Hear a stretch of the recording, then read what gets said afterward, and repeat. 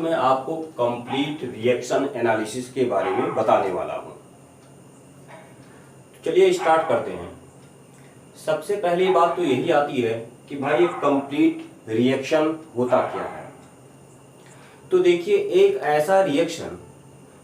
ऐसा रिएक्शन जिसमें रिएक्शन के एंड में सारे के सारे रिएक्टेंट खत्म हो जाए, कोई भी रिएक्टेंट ना बचे, जितने भी आपके रिएक्टेंट थे सब आपस में रिएक्ट करके प्रोडक्ट में कन्वर्ट हो जाएं, ऐसे रिएक्शन को आप कंप्लीट रिएक्शन कहते हो। सिंपल इतना ही है। अब कंप्लीट रिएक्शन के बारे में जितनी एनालिसिस है, ये सब देखने के लिए हम लोग एक एग्जांपल लेके चलेंगे। तो एक एग्जांपल को हम लोग कंसीडर करते हैं। कंसीडर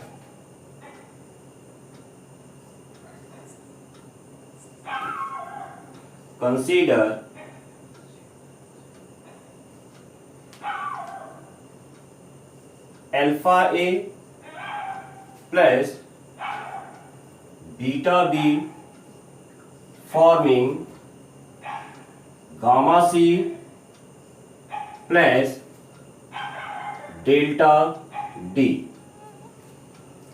ये आपका एक कंप्लीट रिएक्शन है। इसका मतलब क्या हुआ? कंप्लीट रिएक्शन है, इसका मतलब क्या हुआ? इसका मतलब ये हुआ कि इसमें आपका रिएक्टेंट ए और बी आपस में रिएक्शन करके सी और डी का फॉर्मेशन कर रहे हैं, और रिएक्शन के अंत में आपका जितना भी रिएक्टेंट है, यानी कि ए और बी एक दूसरे से कंप्लीटली रिएक्ट करके पूरा का पूरा सी और डी में कन्वर्ट हो जा रहे हैं। तो ऐसे रिएक्शन को आप कंप्लीट रिएक्शन कहते हो। अब देखिए, बात ये आती है कि ए बी तो आपका रिएक्टेंट हो गया, सी और डी आपका प्रोडक्ट हो गया। बात ये आती है कि अल्फा, बीटा, गामा और डेल्टा क्या है। तो देखिए, जो आपका अल्फा, बीटा, गामा और डेल्टा होता है, इसको आप स्टोइकियोमेट्रिक कोफिशिएंट कहते हो। ठीक है, तो यहां पहला पॉइंट मैं लिखता जाता हूं इसके बारे में। फर्स्ट पॉइंट कि coefficient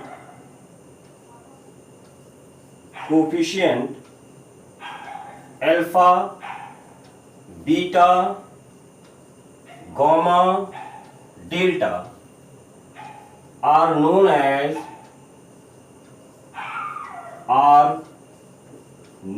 as stoichiometric coefficient,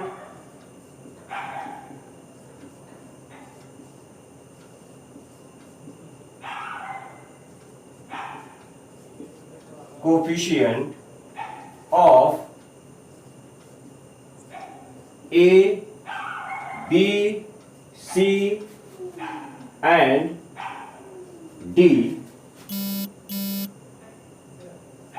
respectively।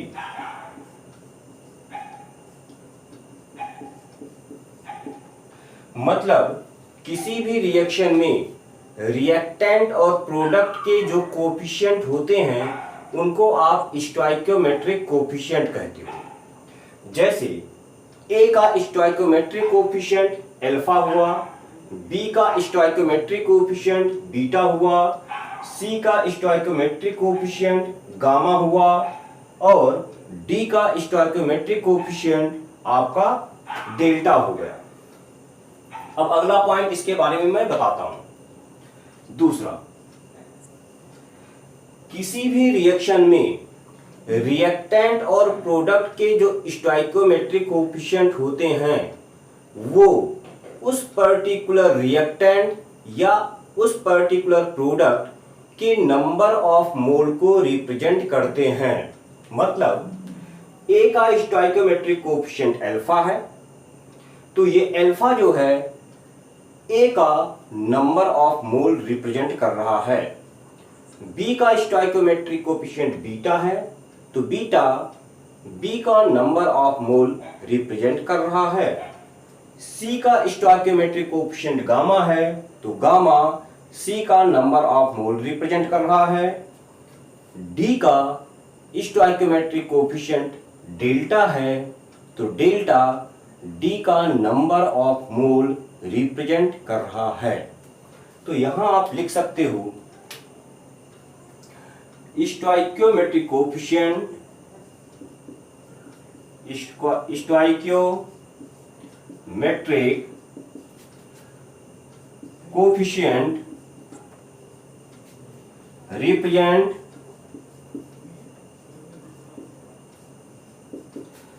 number of mole of corresponding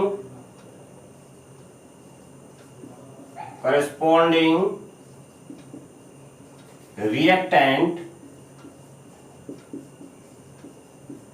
and product।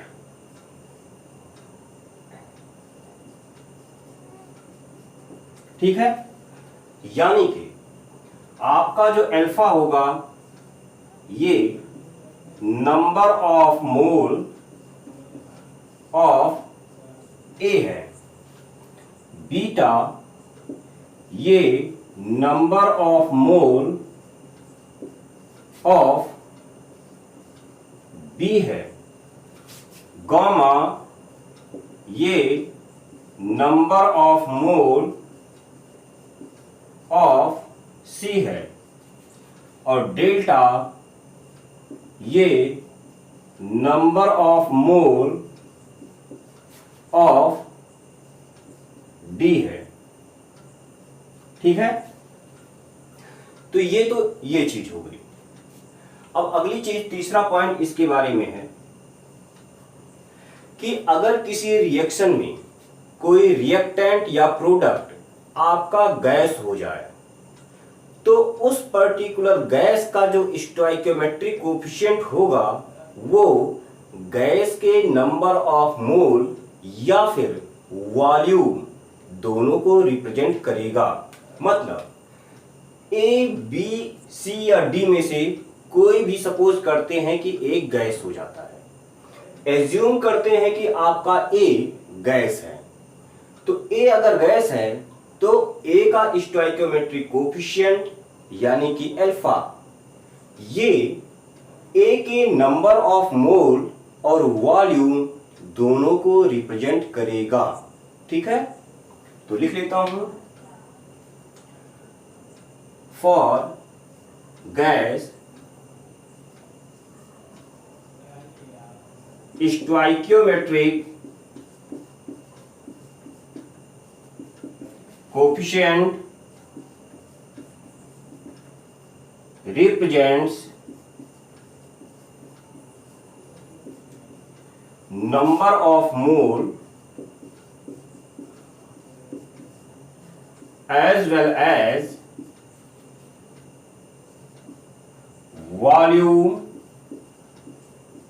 of gas। अगर एज्यूम करते हैं, एज्यूम A इज गैस, तो आपका अल्फा ये क्या हो जाएगा, नंबर ऑफ मोल ऑफ ए या और वॉल्यूम ऑफ ए, ये दोनों होगा। अगला पॉइंट फोर्थ पे आते हैं। ये रिएक्शन रिप्रेजेंट क्या कर रहा है, ये दिखा रहा है कि इस रिएक्शन में ए का अल्फा मोल बी के बीटा मोल से रिएक्ट करके सी का गामा मोल और डी का डेल्टा मोल बना रहा है। ठीक है, तो आप कह सकते हो कि इन above reaction alpha mole of A react with beta mole of B to form gamma mole of C and delta mole of D. साथ में आप यहां पे यह भी कह सकते हो कि इस रिएक्शन में ए के अल्फा मोल से सी का गामा मोल और डी का डेल्टा मोल बन रहा है। या फिर आप ये भी कह सकते हो कि बी के बीटा मोल से सी का गामा मोल और डी का डेल्टा मोल बन रहा है। तो इसको भी लिख लो। ये पहले पॉइंट में डाल देता हूं इसमें। Second, alpha mole of A for gamma mole of C and delta mole of D. ठीक ऐसे ही आप कह सकते हो कि beta mole of B form gamma mole of C and delta mole of D. तो ये किसी कंप्लीट रिएक्शन के बारे में ये कुछ पॉइंट है।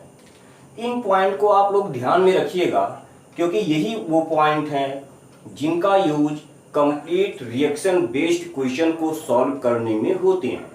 फिलहाल वीडियो को पॉज कीजिए, इसको नोट कीजिए, इसके बाद मैं एक और एग्जांपल लेके आपको समझाता हूं। वीडियो को पॉज कीजिए, इसको नोट कीजिए।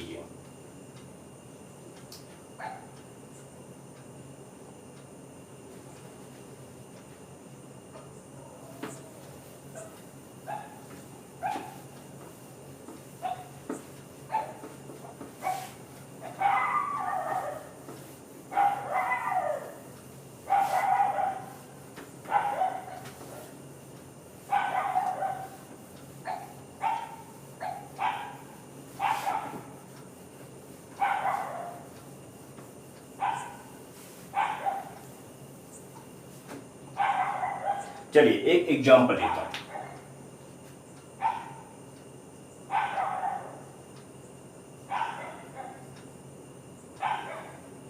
कंसीडर करता हूं कि एक आपका रिएक्शन है N2 plus 3H2 forming 2NH3।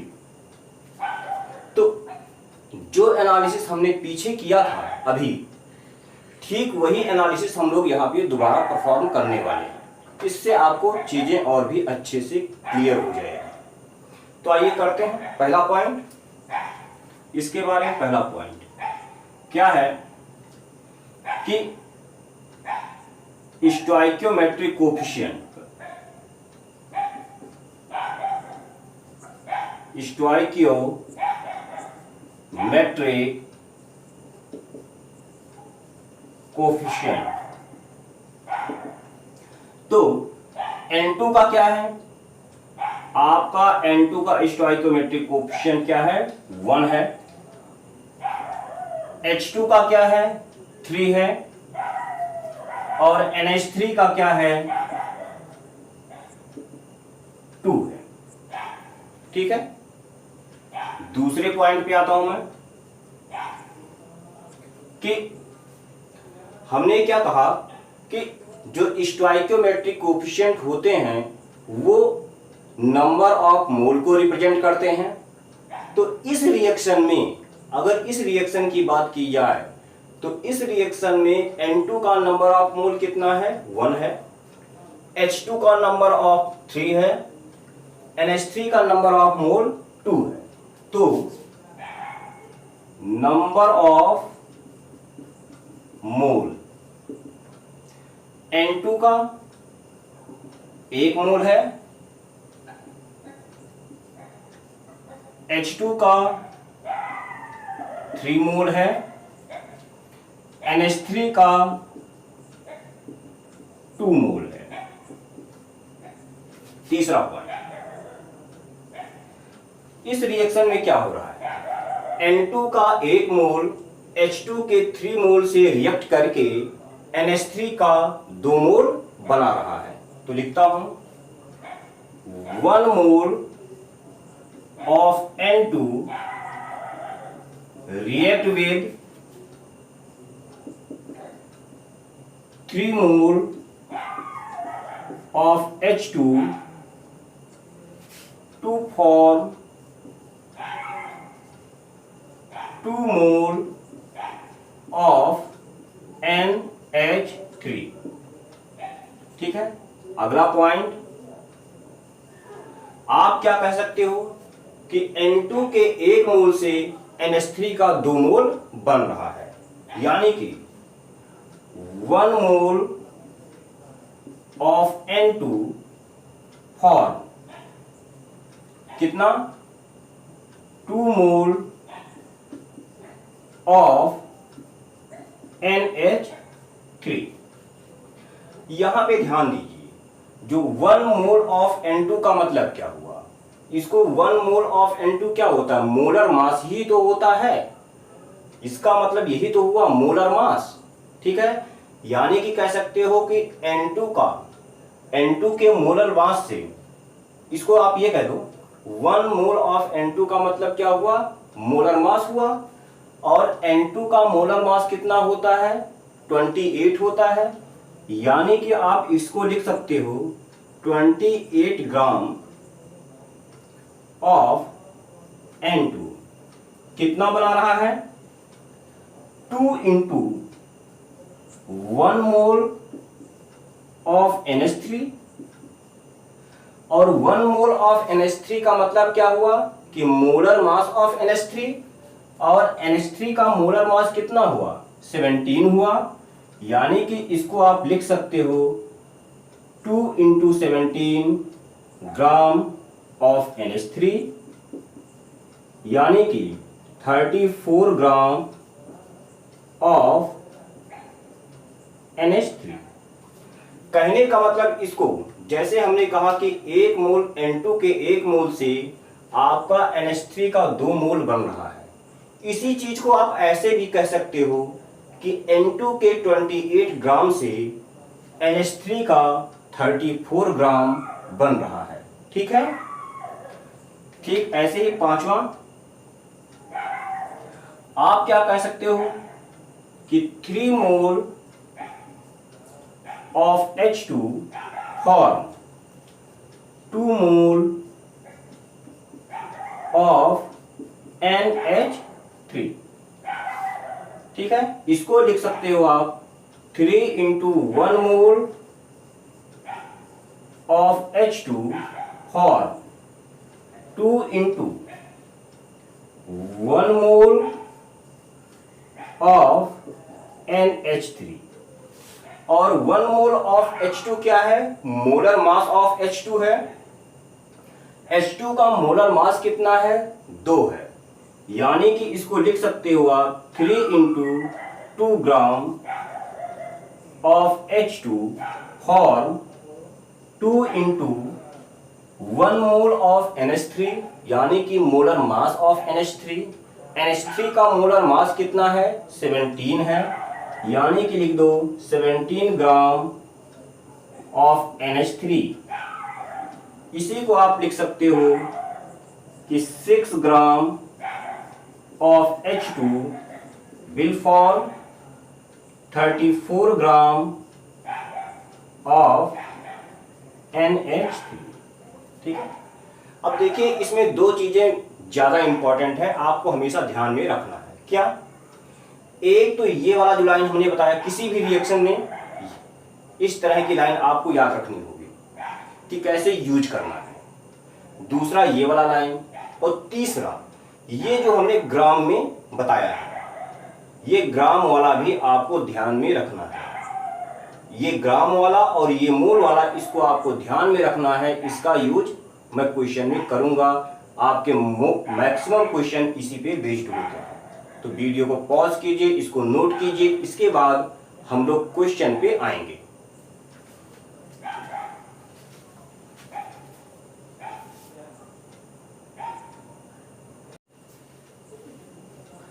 चलिए अब हम लोग इसी पर बेस्ड कुछ क्वेश्चन करेंगे।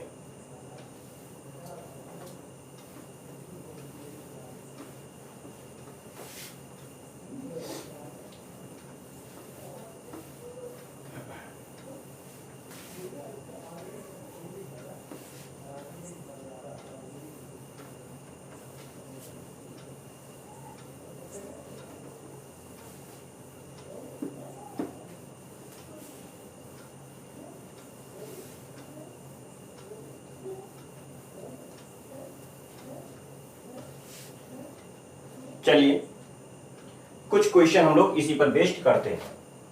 पहला क्वेश्चन, अच्छा एक चीज और भी ध्यान दीजिएगा, जब भी रिएक्शन पर बेस्ड कोई क्वेश्चन आएगा तो सबसे पहले आपका पहला स्टेप होगा कि आप उस रिएक्शन को बैलेंस करोगे, उसके बाद जो एनालिसिस करना है वो एनालिसिस आप करोगे।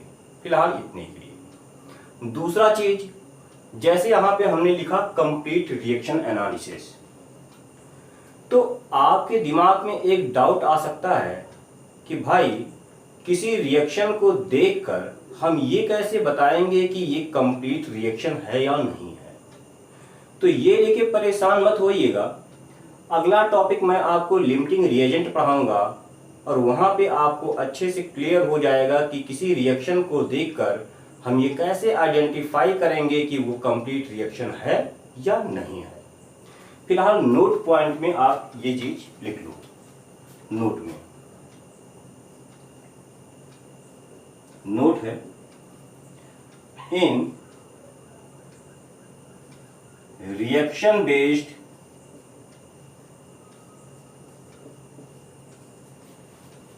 numerical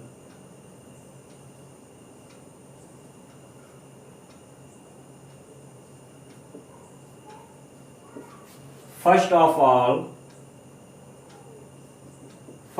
all balance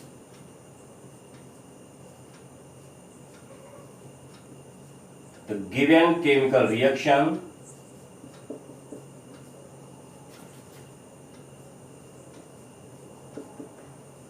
and then perform analysis.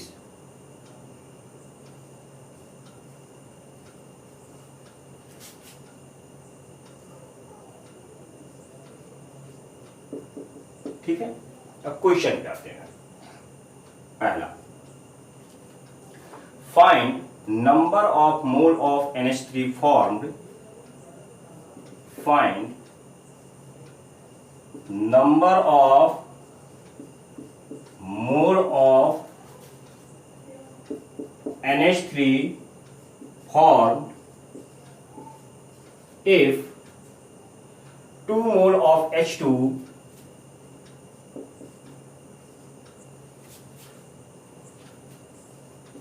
mole of H2 react with N2। Question को देखिए, आप चाहो तो एक बार खुद से ट्राई कर सकते हो।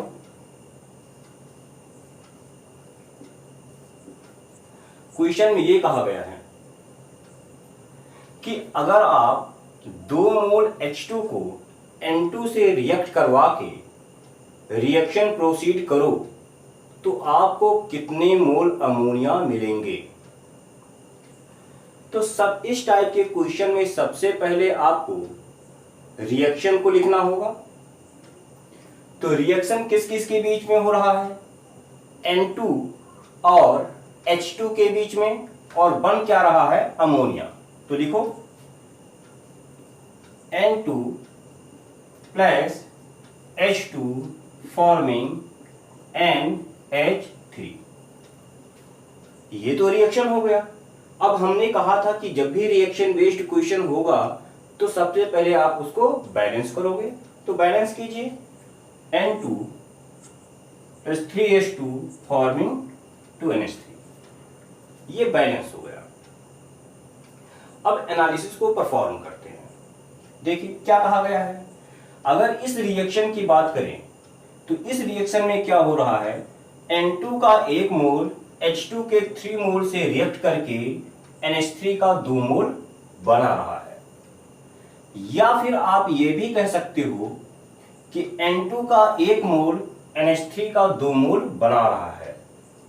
या फिर आप ये भी कह सकते हो कि H2 का 3 मोल NH3 के 2 मोल को बना रहा है। अब क्वेश्चन में ये पूछा गया है कि 2 mole of H2, 2 mole of H2 NH3 के कितने मोल का फॉर्मेशन करेगा, यानी कि पूरा का पूरा एनालिसिस आपको हाइड्रोजन के रिस्पेक्ट में करना है। तो आइए करते हैं। यहां से आपको क्या दिख रहा है, 3 मोल ऑफ H2 बना रहा है आपका 2 मोल ऑफ NH3। तो 2 मोल से कितने बनेंगे, 2 मोल ऑफ H2 कितने का फॉर्मेशन करेगा, 2/3 इंटू 2, यानी कि सॉल्व करोगे तो आएगा 1.3 मोल ऑफ NH3। तो कितने मोल आपको मिल रहे हैं, number of mole of NH3 कितना आ गया, 4/3 इक्वल्स टू 1.3। यही आपका आंसर है। तो वीडियो को पॉज कीजिए, इसको नोट कीजिए, इसके बाद हम लोग अगले क्वेश्चन पे आएंगे। नोट करो दूसरा question, find mass of carbon to react completely with, find mass of carbon to react completely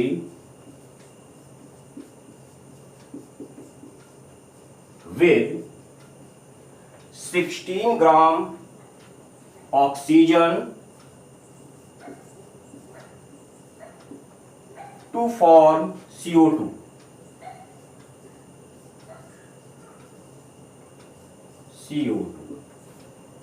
आप चाहो तो वीडियो को पॉज करो और खुद से ट्राई करो, फिर इसके बाद अपने सॉल्यूशन को मेरे सॉल्यूशन से मैच करो। तो देखिए क्वेश्चन में क्या कह रहा है, क्वेश्चन में कह रहा है कि कार्बन को ऑक्सीजन से रिएक्ट करवा के CO2 का फॉर्मेशन हो रहा है, पहला चीज। दूसरी चीज ये का पूछा जा रहा है कि कार्बन के कितने ग्राम को ऑक्सीजन के 16 ग्राम से रिएक्ट किया जाए कि CO2 का फॉर्मेशन हो जाए। ठीक है, कहने का मतलब ये पूछा जा रहा है कि कोई एक रिएक्शन है C+O2 फॉर्मिंग CO2, तो इस रिएक्शन में ऑक्सीजन के 16 ग्राम से कंप्लीटली रिएक्ट करने के लिए कार्बन का कितना मास आपको चाहिए। रिएक्शन बेस्ड क्वेश्चन है। सबसे पहले आप रिएक्शन को बैलेंस करोगे। देखो एक कार्बन इधर एक कार्बन इधर बैलेंस है, 2 ऑक्सीजन इधर 2 ऑक्सीजन इधर बैलेंस है, रिएक्शन बैलेंस है। एनालिसिस करते हैं। इसमें आप देख रहे हो कि कार्बन का 1 मोल ऑक्सीजन के 1 मोल से रिएक्ट कर रहा है, तो 1 मोल ऑफ कार्बन रिएक्ट कर रहा है 1 मोल ऑफ O2 से। या आप इसी को उल्टा लिखो, 1 मोल ऑफ O2 रिएक्ट कर रहा है 1 मोल ऑफ कार्बन से। अब 1 मोल ऑफ O2 का मतलब हुआ मोलर मास ऑफ O2, और O2 का मोलर मास कितना, 32 ग्राम। तो आप लिख सकते हो कि 32 ग्राम ऑफ O2 रिएक्ट कर रहा है 1 मोल ऑफ कार्बन, यानी कि मोलर मास ऑफ कार्बन, यानी कि 12 ग्राम ऑफ कार्बन से। तो आपको क्या दिखा कि ऑक्सीजन का 32 ग्राम कार्बन के 12 ग्राम से रिएक्ट कर रहा है। तो आपको पता करना है कि ऑक्सीजन का 16 ग्राम कार्बन के कितने ग्राम से रिएक्ट करेगा, निकाल सकते हो यहां पे, इधर मैं लिख दे रहा हूं। तो आप लिख दोगे 16 ग्राम ऑफ O2 कितने से रिएक्ट करेगा, आप देख लो 12/32 इंटू 16, यानी कि आप सॉल्व करोगे तो आ जाएगा 6 ग्राम ऑफ कार्बन। कहने का मतलब ये हुआ कि ऑक्सीजन के 16 ग्राम से कंप्लीटली रिएक्ट करने के लिए आपको कार्बन का 6 ग्राम चाहिए। यही आपका आंसर है। वीडियो पॉज करके इसको नोट कर लीजिए। इसके बाद हम लोग अगले क्वेश्चन पे आते हैं। चलिए अगला question.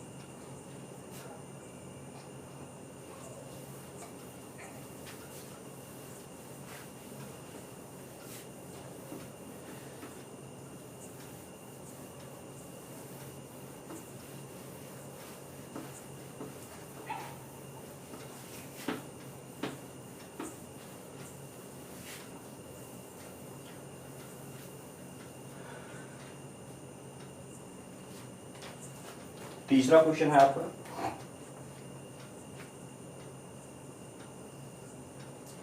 Find the mass of O2, find the mass of O2 required to react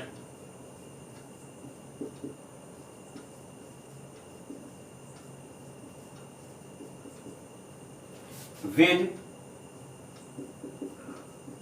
6.8 gram of NH3। Video को पॉज कीजिए, खुद से ट्राई कीजिए, जैसे पिछले क्वेश्चन थे वैसे ये भी है।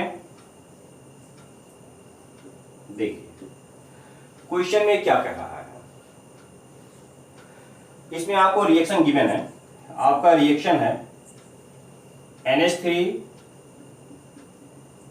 Plus NH3 plus O2 forming NO plus H2, ये आपका गिवन था। तो देखिए क्वेश्चन में क्या कहा जा रहा है। क्वेश्चन में कहा जा रहा है कि ये आपका एक रिएक्शन है जहां पर NH3 O2 से रिएक्ट करके NO और H2O का फॉर्मेशन कर रहा है। तो आपसे पूछा जा रहा है कि NH3 के 6.8 ग्राम से कंप्लीटली रिएक्ट करने के लिए O2 का कितना मास चाहिए। तो सिंपल वही क्वेश्चन जो पीछे करवाया था। तो पहला स्टेप क्या करोगे आप, इसको आप बैलेंस करोगे। लिखो आप NH3 plus O2 forming NO plus H2O, इसको आप बैलेंस करोगे। तो मैं इसको बैलेंस कर दे रहा हूं। यहां पे 5/4 आ जाएगा और उधर 3/2 हो जाएगा। देख लो बैलेंस है कि नहीं। इधर एक नाइट्रोजन का एटम, इधर एक नाइट्रोजन का एटम, इधर 3 हाइड्रोजन का एटम, यहां कोई नहीं, यहां 3/2 इंटू 2 3 हाइड्रोजन का एटम बैलेंस है। ऑक्सीजन का एटम इधर कितना 5/4 इंटू 2, 5/4 इंटू 2 यानी कि 5/2 आ जाएगा। इधर 3/2 यहां पे है प्लस 1 इधर है, 5/2 इधर हो जाएगा, बैलेंस है। तो देखिए क्या हो रहा है यहां पे आप देख सकते हो कि 1 मोल ऑफ NH3 रिएक्ट कर रहा है 5/4 मोल ऑफ O2 से। तो 1 मोल ऑफ NH3 ये रिएक्ट कर रहा है 5/4 मोल ऑफ O2 से। यानी कि आप कह सकते हो क्या 1 मोल ऑफ NH3 का मतलब हुआ मोलर मास ऑफ NH3, और NH3 का मोलर मास होता है 17। इसको लिख दोगे 17 ग्राम ऑफ NH3 रिएक्ट कर रहा है 5/4 इंटू 1 मोल ऑफ O2, और 1 मोल ऑफ O2 का मतलब हुआ मोलर मास ऑफ O2, और O2 का मोलर मास कितना होता है 32 होता है। तो इसको लिख दोगे 5/4 इंटू 32 ग्राम ऑफ O2, यानी कि सॉल्व करोगे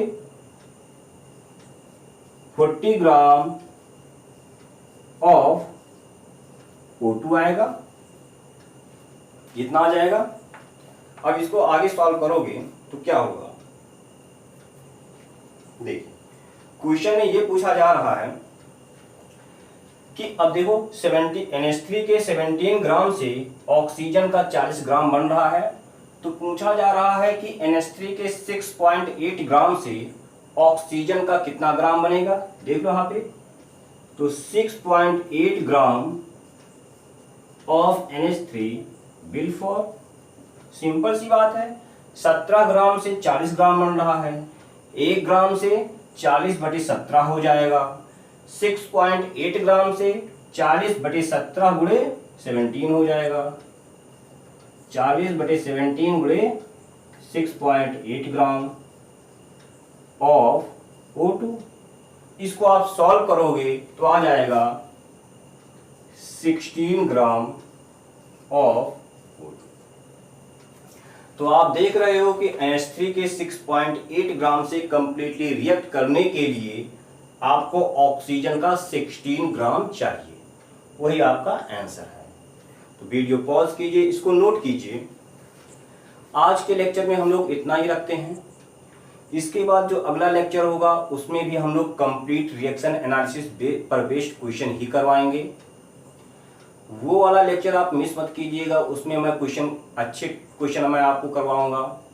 उन क्वेश्चन के थ्रू आपको कई और इंफॉर्मेशन मिलेंगे, कई नई चीज़ें सीखने को मिलेंगी। ज़्यादा क्वेश्चन नहीं होंगे उसमें, मुश्किल से 4 या 5 क्वेश्चन मैं आपको करवाऊंगा, ठीक है। तो इसलिए अगला लेक्चर आप जरूर देखिएगा, मिस मत कीजिएगा। वीडियो को पॉज कीजिए, इसको नोट कीजिए। Thank you.